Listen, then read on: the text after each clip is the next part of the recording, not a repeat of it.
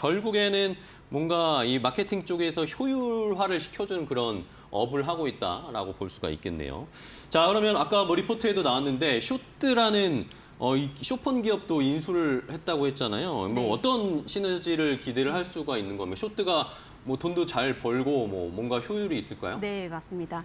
레뷰는 지난 8월에 쇼트 지분 54%를 네. 81억 원에 인수했습니다. 최근 쇼폼 컨텐츠 수요가 급증하고 있잖아요. 그래서 쇼폼 시장 경쟁력 강화를 위한 결정이라고 보시면 될 것 같고요. 네네. 쇼트에 대해서 잠깐 설명하자면 약 100명의 크리에이터가 소속이 되어 있습니다. 그리고 보유 고객사로는 삼성전자, LG전자, 삼양식품 이런 대기업부터 시작해서 다양한 중소기업까지 보유를 하고 있고요. 레뷰가 쇼트를 높이 평가한 건 크게 두 가지입니다. 네네. 첫 번째가 인플루언서 풀을 굉장히 넓힐 수 있다. 레뷰 같은 경우가 구독자 10만 명 미만 인플루언서 중심인 반면에 쇼트는 100만 명 이상인 메가 인플루언서들을 대량으로 보유를 하고 있고 여기서 또 강점을 지니고 있습니다. 그래서 부족한 부분을 쇼트로 보완할 수 있다고 판단을 한 거고요. 두 번째가 쇼트 실적이 또 괜찮습니다. 그런가요? 쇼트 올해 3분기 매출로 50억 원을 달성했는데 올해 목표 매출액이 100억 원이었습니다. 3분기 때 이미 조기 달성을 했고요. 레뷰가 기업 상장 당시의 공모 자금을 M&A에 활용할 것이다 이렇게 밝혔었는데 그렇죠. 쇼트가 그 신호탄으로 볼 수 있을 것 같습니다. 쇼트를 인수하기 전에 뭐 기술 회사라든지 데이터 회사, 또 다양한 글로벌 인플루언서 회사와 꾸준하게 미팅하고 또 발굴하면서 앞으로도 좀 시너지를 낼 수 있는 M&A를 지속하겠다라는 방침입니다. 네. 자, 어쨌든 뭐 M&A IPO 하면서 상장하면서 이런 자금으로 좋은 회사들을 인수하겠다 이런 이야기였는데 어쨌든 첫 번째 쇼트는 성공적이었다라고 할 수 있겠네요. 실적도 성장성이 굉장히 좋고 인플루언서 풀을 넓히는 것도 효과가 있었다라는 평가였네요. 그러면 일단은 인플루언서 뭐 이 마케팅이나 이런 이 시장이 국내는 이제 또 포화된 상황이잖아요. 사실 국내에는 굉장히 또 많은 상황이고 뭐 요즘 국내에서도 마케팅 비용을 또 경기가 안 좋다 보니까 줄이는 상황이고 이러다 보니까 결국엔 또 해외로 나가야 될 텐데 해외 쪽에서의 진출 상황은 어떤가요? 현재 동아시아 6개국의 서비스를 네네. 진출한 상황이고요. 최근에는 태국의 자회사를 설립하고 현지 영업 활동을 위해서 또 준비 중입니다. 특히나 태국이요. 인플루언서 마케팅이 소비자 행동에 미치는 영향이 굉장히 큰 국가입니다. 한 조사 결과에 따르면 참여자 중 76%가 인플루언서가 홍보한 제품을 구매한 경험이 있다라고 네. 밝혔거든요. 그래서 광고주가 인플루언서 마케팅을 필수적인 요소로 인식을 하고 있다고 볼 수 있습니다. 또 현재 매출 성과가 나타나고 있는 국가는 어디인지 장대규 대표 인터뷰 보고 오겠습니다. 결과적으로 봤을 때 성과가 나는 국가는 베트남이 성과가 나고 있고요. 대만을 저희가 그래서 인수를 했습니다. 대만에도 성과가 보일 것. 사실 최근에 한국하고 또 대만하고 굉장히 많은 뭐라 할까요? 한류의 열풍이 대만에 분다고 할까요? 네, 그러면서 많은 교류가 있습니다. 커머스들도 쿠팡도 대만에 진출하고 그러면서 저희 또한 대만 시장을 들어가 보자 라고 생각을 해서 대만 회사는 저희가 인수를 해서 자회사로 가지고 있고요. 베트남에 저희 파트너로 사업을 진행하던 회사들 또한 굉장히 사업이 잘 되고 있어서 그 사업에 대한 투자 혹은 M&A도 검토를 하고 있습니다. 네, 자 이렇게 뭐 베트남 쪽에서는 이미 뭐 좋은 성과를 얻고 있고 대만 쪽, 뭐 어쨌든 동아시아, 동남아 쪽으로 해외 진출을 추진을 하고 있는 상황이네요. 자 그렇다면은 뭐 실적도 저희가 봐야 되겠죠. 아까 뭐 자회사 쇼트의 실적은 좋다라고 말씀을 해주셨는데 그러면은 레뷰 전체적인 실적 현황은 어떤가요? 네, 지난해 실적부터 먼저 살펴보면요. 매출액은 516억 원으로 전년 대비해서 28% 증가했고요. 네네. 영업이익은 28억 원으로 전년 대비해서 좀 줄었네요. 37% 감소했습니다. 이 감소한 이유가요. 네. 중국 사업에서 적자가 났기 때문인데 이 때문에 중국 자회사인 네이블 코퍼레이션을 올해 상반기에 매각했습니다. 네, 지분 전량인 51%를 20억 원 규모의 매각을 했고요. 지분 양도 배경을 살펴보면 네네. 첫 번째가 중국 왕원과 한국 제품을 직구 판매하는 사업을 했는데 이 과정에서 다양한 제품을 사입을 하다 보니 좀 적자가 쌓였고요. 비용이 많이 들었군요. 네, 두 번째가 메가 인플루언서인 왕홍에게 지급되는 수수료가 높았다는 점입니다. 이 때문에 사업 구조 변화가 필요하다고 판단했고 제3자에게 레이블 코퍼레이션을 매각했습니다. 이후에 실적은 다시 성장세로 돌아섰고요. 매출과 영업이익 모두 두 자릿수 성장을 기록했습니다. 3분기 매출액을 보면 125억 원, 그리고 영업이익은 22억 원으로 전년 동기 대비해서 22%, 또 79% 증가했습니다. 영업 적자의 법인을 매각하고 쇼트가 실적에 기여했기 때문으로 분석이 되는데 네. 이 쇼트 인수 효과가 매출액이 한 17억 원, 그리고 영업이익이 6억 원으로 분석이 됩니다. 레뷰는 또 구체적인 수치는 언급하지는 않았지만 올해 실적도 전년 대비 확실한 성장을 보일 것이라고 전망했습니다. 네. 자, 일단은 뭐 중국 쪽의 시장은 약간 이제 포기를 하고 정리를 한 것이고 쇼트로 인수를 하면서 3분기 실적이 이게 반영이 되면서 조금 상세가 될 것으로 보이네요.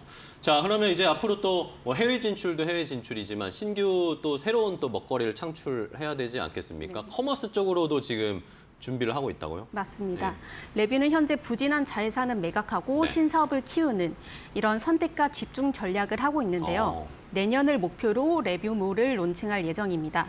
수익 구조는 레뷰몰 입점자를 대상으로 입점비와 또 판매 수수료로 이렇게 수익을 창출할 계획이고요. 레뷰몰은 내년 론칭 예정이지만 아직 구체적인 시기는 미정입니다. 네네. 판매 제품들을 모두 검수하고 또 반품 시스템, CS 업무 같은 이런 다양한 과정들을 구축을 해야 되기 때문에 시간이 조금 걸리는 것으로 보여지고요. 현재 인플루언서 시장이 광고 시장 중심이지만 많은 인플루언서들이 직접 물건을 판매하고 또 수익을 내고 있기 때문에 그렇죠. 이런 모델들로 이미 넘어가는 상황이거든요. 그래서 레뷰는 지난달 구글이 개인 맞춤형 쇼핑 기능을 발표한 점에 주목을 해서 내년에 커머스 흐름이 다시 돌아올 걸로 보고 그 수에 맞춰서 몰을 론칭할 것으로 보입니다. 네. 자, 결국에는 이 플랫폼만으로는 이제 수익의 한계가 있는 상황이니까 인플루언서들도 일단은 유튜브나 이런 걸로 소통하다가 결국에는 직접 물건 현물을 팔아야 돈이 남고 돈을 벌 수 있으니까 그런 흐름을 이제는 인플루언서 플랫폼만 하는 게 아니라 인플루언서들의 판매를 대행해주는 이런 역할도 하면서 여기에서 이제 수수료를 좀 벌겠다라는 전략인 것 같아요.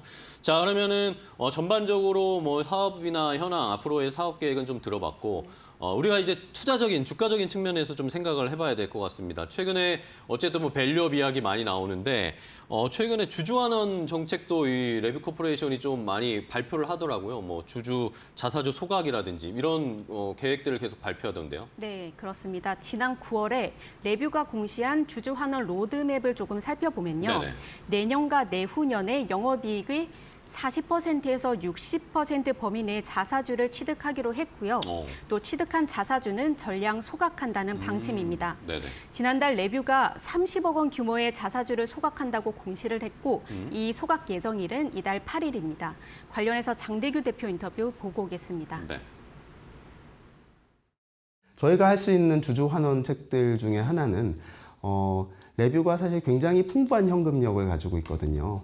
그리고 매년 영업이익 실적들을 잘 내고 있어서 이런 것들을 배당으로 하는 것보다는 아무래도 배당하면 사실 우리 대주주들한테 가는 걸 수도 있잖아요. 네, 배당보다는 주식 수를 좀 줄여서 레뷰에 투자하는 주주들한테 더 높은 가치를 주는 게 맞겠다라고 생각해서 한국 주식이 많이 떨어져 있는 상황이기도 하고 이런 때 우리 주주들한테 어떻게 기여할 수 있지라고 하는 프로그램을 생각하다가 주주 환원 정책을 밝힌 겁니다. 그렇군요. 자, 어쨌든 자사주 소각을 해서 배당도 배당이지만 주식 가치를 높여주겠다라는 그런 전략으로 주주 환원책을 쓰고 있습니다. 자, 그럼 시장에서는 레뷰 코퍼레이션 어떻게 보고 있나요? 목표가는 제시됐는지 투자 의견도 궁금해요. 네, 최근 LS증권에서 네. 레뷰와 쇼트, 숫자로 증명하는 디토 소비 수혜라는 제목의 리포트를 하나 냈는데요. 네.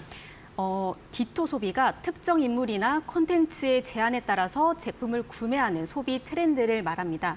예를 들어서 K-팝 스타들이 입은 옷 브랜드 그리고 바르는 화장품을 이렇게 보고 구매하는 현상이고요. LS증권 연구원이 레뷰가 숏폼 마케팅 플랫폼 쇼트에 힘입어서 3분기 실적이 큰 폭으로 개선이 됐다 이렇게 분석을 했습니다. 그래서 내년 매출은 전년 대비 32% 증가할 것이다. 그리고 영업이익은 63% 성장할 것이다. 이렇게 전망을 했고요. 다만 투자 의견은 동종그룹의 멀티플 하락을 반영해서 19,000원에서 14,000원으로 하향 조정했습니다. 다만 투자 의견은 매수를 유지했습니다. 네. 그리고 네네. 네, 같은 날 그로스 리서치에서도 또 산업 나왔나요? 보고서를 하나를 냈는데 이게 쇼폼 시장의 본격적인 성장으로 쇼폼을 활용한 비즈니스 모델을 가진 기업들이 수혜를 볼 것이다. 이렇게 분석을 했는데 좀 주목할 만한 종목으로 레뷰 코퍼레이션을 꼽았습니다. 쇼폼의 경우 저렴한 광고 비용과 빠른 속도로 바이럴 마케팅이 가능하기 때문에 레뷰와 인플루언서 매칭 플랫폼 사업과 큰 시너지를 낼 것이다. 이렇게 분석했습니다. 네, 좋습니다. 자, LS증권의 그로스 리서치의 리포트가 나왔는데 어쨌든 점점 이 마케팅이나 이 쇼폼 쪽으로 점점 영상이나 이 커머스가 옮겨가고 있는 시장의 상황은 막을 수가 없는 거잖아요. 그런데 어쨌든 지금 경기 상황이 조금 약간 지지부진하니까 주춤하고 있는 것이지 다시 뭔가 경제 회복세가 나타나면 또 빠르게 반등할 수 있을 그런 기대도 해봐야 되겠습니다. 자, 그럼 이렇게 전반적으로 이재은 기자가 현장도 다녀오시고 대표도 만나보고 분석을 해봤는데 자, 이재은 기자의 뷰도 궁금합니다. 이 레뷰 코퍼레이션에 대한. 네, 과거에는 블로그나 카페에서 이제 제품을 홍보하려는 사업자와 또 이를 활용하려는 인플루언서를 이어주는 네. 이런 중개 플랫폼이 없었는데 레뷰가 이 틈새를 잘 파고들었고 또 성장한 기업이라고 생각이 되어집니다. 다만 인플루언서 광고가 객관적인 성과 측정이 어렵다는 점, 또 관리 통제가 힘들다는 점은 리스크로 작용할 수 있을 것 같고요. 신사업 커머스몰이 성공적인 수익 모델로 자리를 잡느냐, 또 해외 법인 매출 추이도 중요한 요인으로 작용할 것으로 보여서 앞으로 또 상황을 지켜보면 좋을 것 같습니다. 네, 알겠습니다. 자, 어쨌든 주주 친화 정책도 잘 펼치고 있고 새로운 신사업 말씀해 주신 것처럼 해외를 이제 어떻게 잘 공략하느냐, 그리고 레뷰 커머스가 이게 진짜 돈이 되느냐, 이게 중요한 포인트인 것 같습니다. 앞으로 레뷰 코퍼레이션 시청자분들도 관심이 있으신 분들 한번 잘 분석해 보시기 바랍니다. 오늘 이데일리 TV 이지은 기자와 함께 했는데요. 좋은 기업 소개해 주셔서 감사하고 다음 시간에 또 뵐게요. 고생 많으셨습니다. 네.